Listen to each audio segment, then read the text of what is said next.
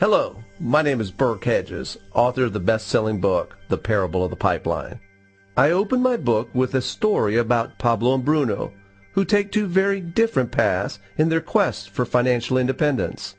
What you're about to see is the delightful animated story of their adventure. So, sit back, relax, and enjoy the life-changing lessons in The Parable of the Pipeline.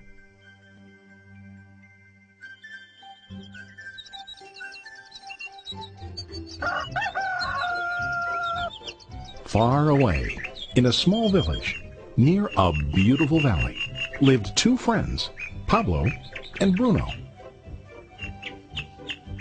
They were both young and dreamed of a better life for themselves.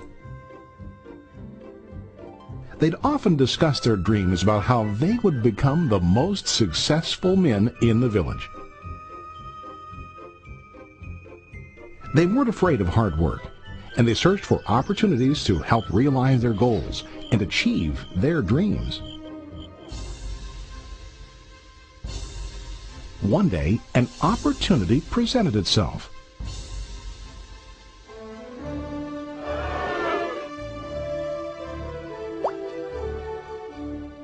The mayor of the village decided to hire two people to bring water from a spring up on the mountain, across the valley, back down to the village. They were to be paid based on the amount of water delivered to the village. Bruno and Pablo enthusiastically got to work. Every day, from morning till evening, they carried buckets to and from the spring. They worked hard, carrying water to the village. In the evening, they'd return home with their day's wages.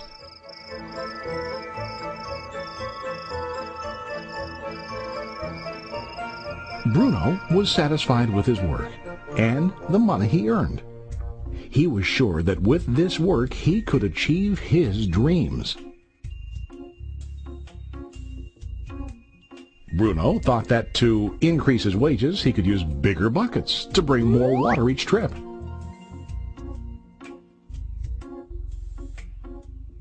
He believed with a larger income he would soon be able to buy a cow and the house that he dreamed about.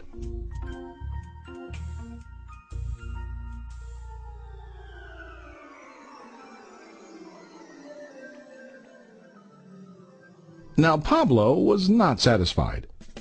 At the end of the day, his back and hands ached, and he was exhausted. He was looking for an easier way to earn more.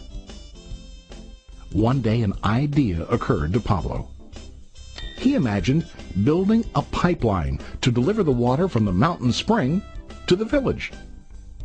With this pipeline, he could get more water to the village without carrying buckets back and forth from the spring to the village. Soon, he got very excited about his idea and began to plan. Pablo, of course, shared his idea with his friend Bruno and asked him to join with him to work on and help build the pipeline. Bruno thought the idea was crazy. All Bruno could think about was what his money could buy today and how to get it quicker. He felt that building a pipeline would slow him down and delay him in achieving his goals. Instead, Bruno got bigger buckets and went more often back and forth fetching water. He was sure that with this method he could make more money. Pablo decided to build the pipeline on his own. He understood that it would not be easy to build, and it would take time to complete the pipeline. Pablo knew that it could take several years to finish, but he set his mind on his goal. Every day he worked and carried water like before. But on weekends and during his spare time, he worked hard to dig in the rocky soil and build his pipeline. In the first month, there was little to show for his work.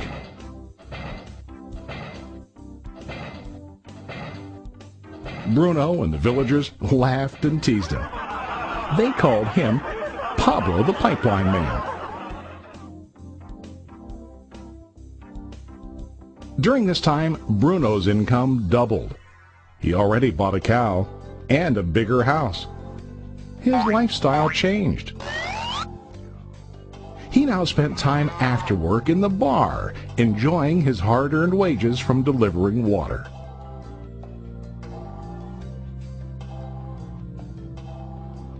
What Bruno didn't realize was that his body was starting to stoop from carrying the heavy buckets every day.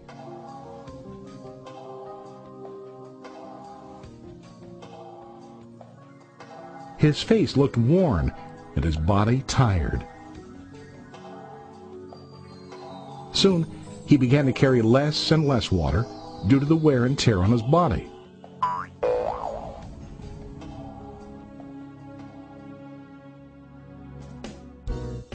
Month after month, Pablo worked.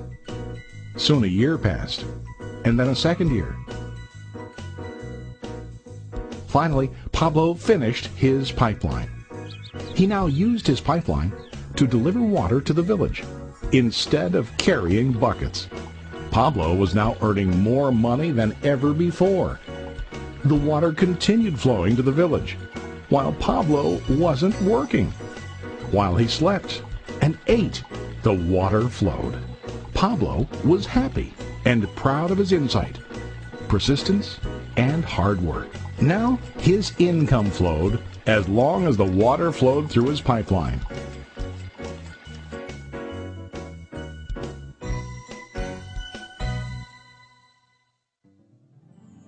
The story of Bruno and Pablo is a reflection of life. Their jobs symbolize what most people do to earn money. Bruno gets his money using buckets. He goes back and forth, carrying his buckets from the spring to the village in exchange for money. To increase his income, he either has to go more frequently to the spring or to use larger buckets. It's common in real life to increase our income by working harder. For example, working overtime or getting a second job. We also increase the size of our buckets by accepting a higher-paying position, which often includes spending more time on the job. Most of us exchange time for money like Bruno. We know that every person has only 24 hours in the day and that it's not possible to use all our time to work.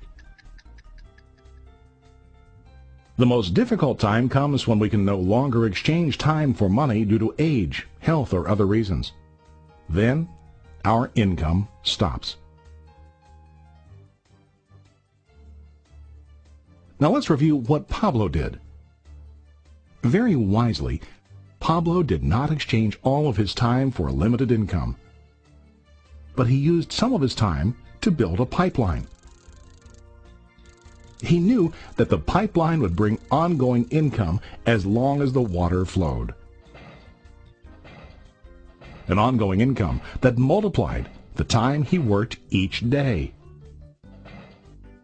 Pablo knew that someday, maybe because of age or health, he would no longer be able to exchange his available time for money.